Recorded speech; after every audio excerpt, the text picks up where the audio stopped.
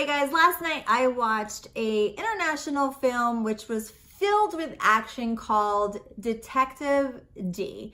I'm not going to try to pronounce the real name of the film. You're just going to have to go with me. It's on Netflix right now. Unfortunately, it has subtitles. There is no dubbing involved. It's only in Mandarin, but it was no problem for me. I got through it, and I'm going to tell you 4 reasons why you absolutely have to watch this movie as soon as you can. Okay, so number 1. The cinematography of this movie. I was talking about this with my husband this morning. So the coloring of the movie is a lot different than the way that movies are done in, as we know and love them here. The way that this film is created, I can't really explain it. If you watched Kingdom, it had that same sort of vibe.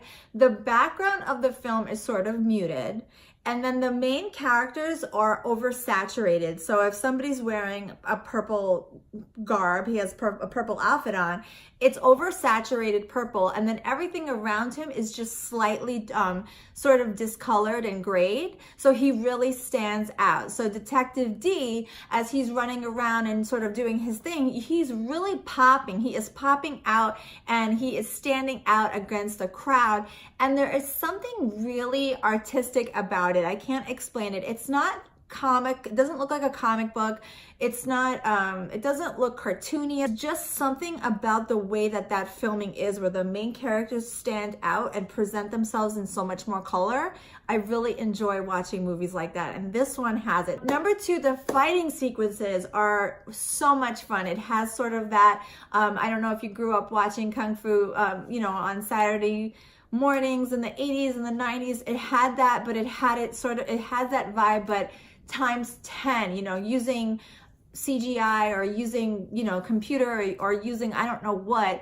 They're fighting, but they're fighting and they're flying and they're leaping and bounds of buildings and jumping over walls and bursting into, I don't even know what, and then they're showing up someplace else. It's very mythical and magical. So it wasn't just fighting. It wasn't just fighting sequences. It's fighting sequences, exploding into fire, turning into smoke, jumping through a wall, ending up on the roof, and you're watching it, and it's really captivating. So the fighting sequences were not just simply, man on man, and we're fighting, and ugh, here's a sword.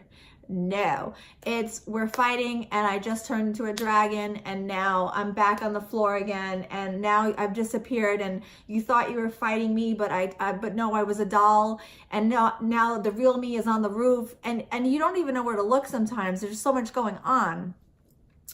And I love that. So please give this one a shot if you're into that sort of, it's a cross between magic and Kung Fu put together.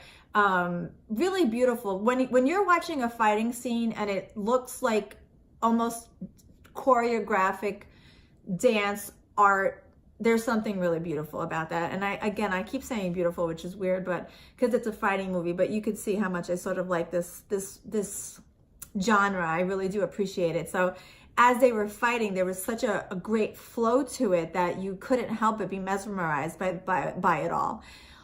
The bosses, once they fought the big guys, like once the big villains came out, the sort of like the big kahunas, they were so uniquely different than something that we would see in one of our own, American pop culture sort of, the villains that we see in our day in and day out videos, movies. They're so different. Like the villain at the end, the last guy, I'm not going to tell you anything about him because I really do want you to see this movie. The last guy, I sat back, I was on a plane. I saw it coming home from a trip. And, when the boss came out, I was looking at him and I was like, this is so weird. I wouldn't even be able to dream him up. That's how weird this thing is. But I wondered if that look is common on the other side of the world. I don't know. I wouldn't know how to answer that.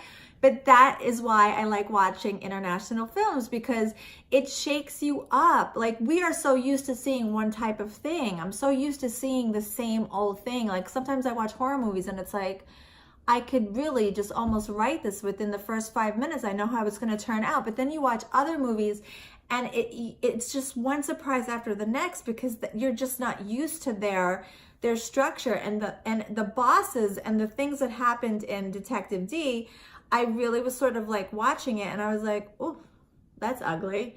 And I like that because I like being shook up. And this movie sort of like every single boss that came through, I was like, oh, I was like pausing it and like kind of like analyzing it a little bit. And even the way that the bosses fought, I wouldn't have thought about it. I wouldn't have thought about the way that they attacked. Even the way that the bosses attacked was like gross. And I like it. Like, it's not like, oh, it's so gross, I don't want to watch it. It was like, oh, it's so gross, I love the way that they did that. So, I don't know. It really drew me in. There's a little bit of humor. There's not a lot of humor. I do like a little humor. I'm not like somebody that's like anti-humor in horror or sci-fi or action. I do like it. I like campy. I've mentioned this before in a bunch of my videos. Like, I'm also the girl that likes the sci-fi movies where it's like old piranha meets mega shark. Like, I like those movies. Like, you might watch the TV and be like, who watches these? It's me. I like those stupid movies. So sometimes I like the super campy, dumb joke that gets thrown into a movie, and maybe you don't, but I do. And in this, there was like a guy and a girl that was sort of like, you could see that they were sort of like growing into having a relationship, and they had a little bit of humor in their relationship, and I enjoyed that. So it wasn't over the top. It wasn't happening in every scene, but every now and then, as serious as the sequences were, they did throw in a little bit of humor. So I enjoyed that. I took that as, I mean, I wasn't like cackling on the plane, but when they were together, it sort of gave me like a half smile, which I admired. And then the last note that I sort of gave myself, because I wrote myself a little list down here, is it's just different. And I think I said that already, and I apologize if I repeat myself, but it's a different story than what we're used to. So it has to do with dynasties, and it has to do with the main premise of the movie is it's the dragon taming mace is the name of the sword. It's more than a sword. It's almost like a powerful, legendary, sort of like mythical tool, and it was handed down to Detective Dee to sort of like take care of and control and protect. But the Empress was fearful of this, because she felt like now that she was no longer in control of this sword, she was at risk to lose power. And so the whole story sort of unraveled, and it was all about who can have control over the sword. Whoever has control over the sword at the end of the day has control over the empire, is sort of what the thought process was. And there's a lot of goes into dynasties and history and sides, and there's a lot of people come out of the woodworks from the past, and I don't really want to tell you anything. I don't even want to spoil a second of this movie because I really want you to watch it. But I liked the movie because there were stories within stories that you really weren't anticipating being very important, and then there was just a lot of different twists and turns that really sort of captivated you, and I really thoroughly enjoyed this one. So on Netflix right now with subtitles, Detective Dee, give it a shot.